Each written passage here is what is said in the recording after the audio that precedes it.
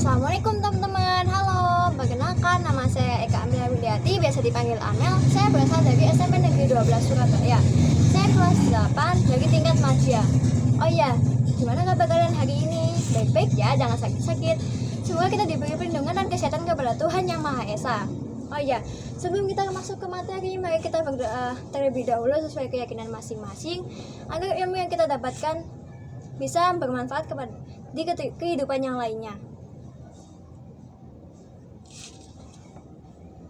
Nah, di sini kalian pasti nggak asing dong dengan materi pertolongan pertama ini. Apa sih pertolongan pertama itu? Ada yang tahu nggak? Ya benar, pertolongan pertama adalah pertolongan awal yang dilakukan untuk orang yang sakit atau cedera secara mendadak sebelum orang tersebut dibawa ke tempat rujukan. Misalnya puskesmas, rumah sakit, ataupun fasilitas kesehatan terdekat.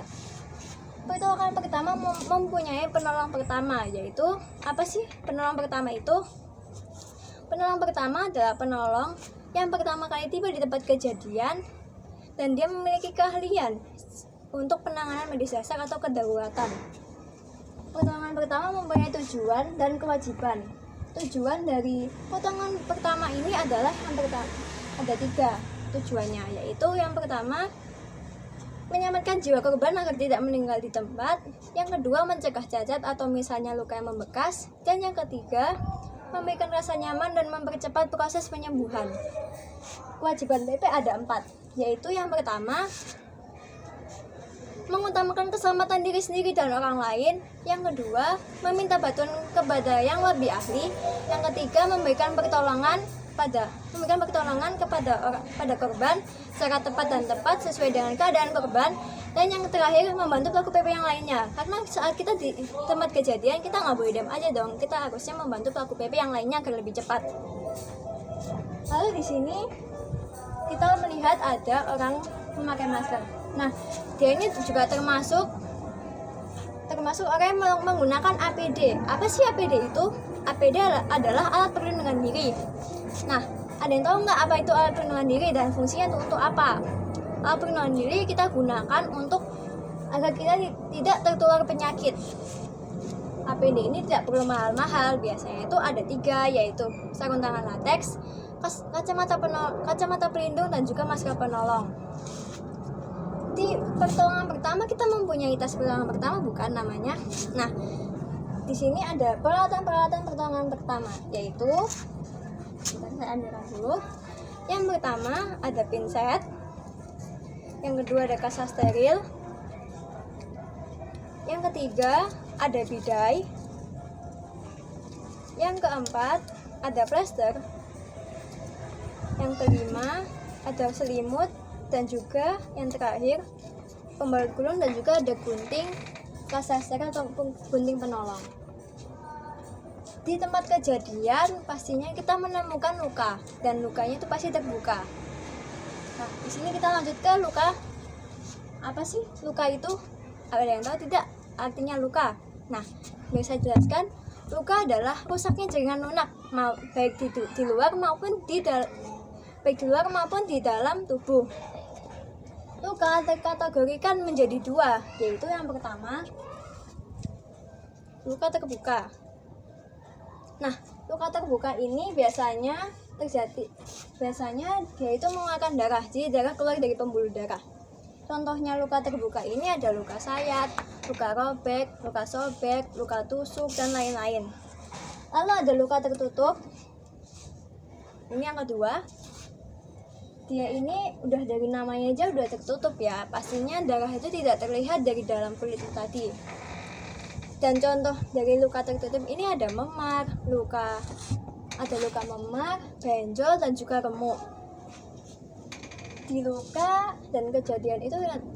Di kejadian mungkin kita menemukan luka yang terbuka, pastinya banyaknya luka terbuka, kan pasti harus ditutup lukanya agar tidak terjadi pendarahan.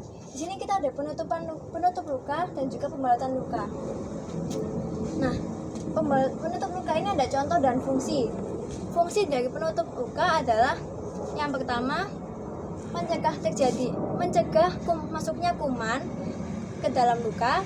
Yang kedua menekan pendarahan atau menghentikan pendarahan. Lalu ada contoh penutup luka. Contoh penutup luka ini ada penutup kain kasa, penutup baku perekat, kasa steril, dan juga penutup buatan sendiri. Penutup luka ini nggak boleh sembarangan dilakukan. Harus ada caranya, yaitu ada dua. Yang pertama, pastikan luka tertutup oleh penutup luka. Jadi penutup luka harus menutupi semua permukaan luka.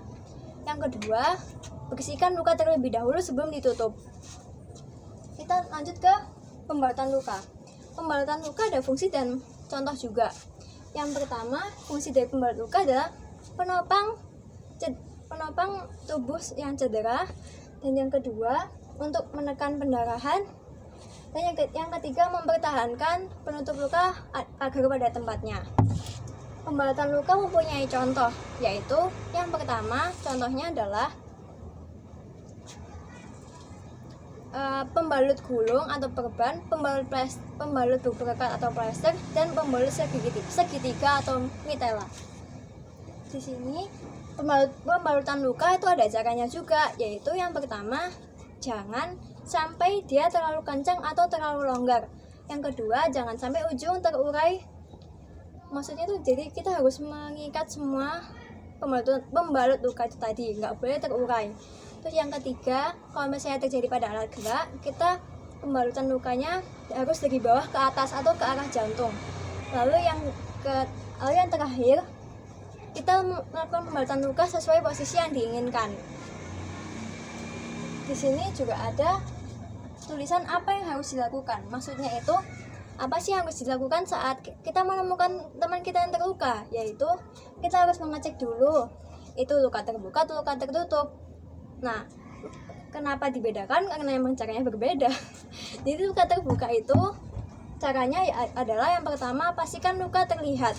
Atau biasanya kalau misalnya lukanya tertutup oleh kain, itu kita mending gunting aja, ataupun kalau misalnya bisa ditekuk aja. Yang kedua, bersihkan luka terlebih dahulu. Yang ketiga, cegah terjadinya infeksi.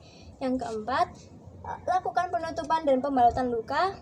Yang kelima, kita harus baringkan korban terlebih dahulu, lalu tenangkan korban. Dan juga yang terakhir, rujuk ke fasilitas kesehatan terdekat. Lalu kita lanjut ke penutupan luka. Penutupan luka biasanya dilakukan, berikan kompres dingin pada memar itu tadi. Kita siapkan kompres dingin dulu, lalu tekan memarnya dengan kompres air dingin. Lalu jika dia terjadi pada alat gerak, kita harus posisikan lebih tinggi dari jantung. Waktunya udah habis nih, gak kerasa ya. Nah, di sini mohon maaf bila ada salah kata. Materinya sudah selesai. Semoga bermanfaat. Wassalamualaikum warahmatullahi wabarakatuh. Dadah.